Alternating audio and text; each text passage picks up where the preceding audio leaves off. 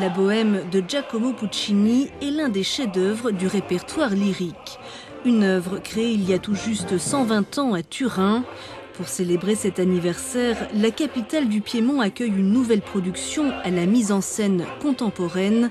L'orchestre du Teatro Regio, en grande forme, est dirigé avec brio par Gianandrea Noseda. Dans un décor de banlieue indéfini, la jeunesse, l'élan vital, les désirs immédiats et l'amour passionnel ressenti par les protagonistes n'ont pas pris une ride depuis le 19e siècle. La Bohème nous parle de la jeunesse et de ses espoirs, de sa volonté de changer le monde, d'agir à l'encontre de l'ordre établi. Mais la mort inattendue de Mimi vient porter un coup d'arrêt à ses émotions et à ses sentiments. Je ne suis pas sûr qu'après cela, ces jeunes seront aussi insouciants qu'avant. Il y a beaucoup de désillusions et peu d'espoir dans la Bohème. C'è molta disillusione, non vedo tanta speranza nella Bohème.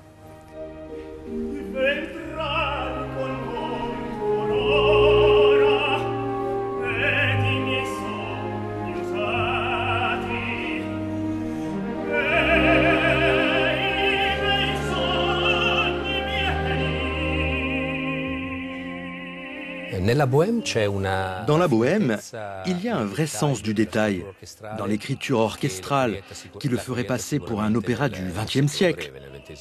Un tel niveau de précision était déjà présent chez Mahler. Et Puccini, qui était un homme de son temps, pousse cette notion jusqu'au bout. Certaines mesures dans la Bohème comportent tellement d'annotations en termes de tempo ou de dynamique que cet opéra est devenu particulièrement difficile à interpréter. Il présage des œuvres du siècle suivant.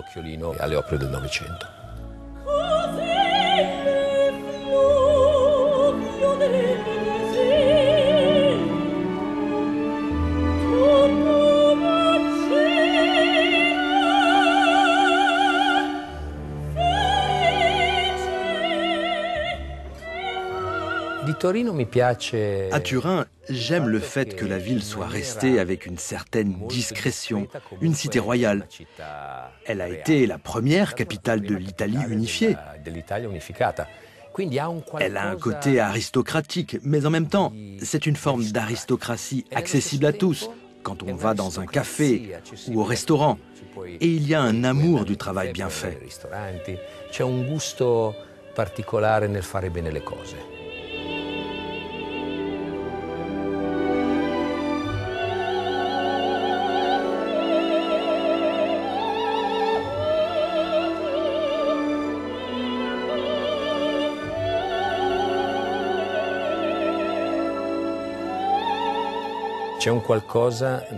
Dans notre métier de chef d'orchestre, il y a quelque chose qui nous amène aux limites de l'entendement. On veut toucher la vérité d'une œuvre, mais avec une certaine frustration. On sait qu'on n'y arrivera jamais. Et cela nous encourage, encore. Il est vrai qu'un certain type d'interprétation correspond à une période de notre vie, mais cela va changer, car nous-mêmes on change. C'est donc un métier qui stimule nos capacités de compréhension et de travail, tout en sachant que les compositeurs nous dépasseront toujours. Sapendo che appunto i compositori sono assai più grandi di te.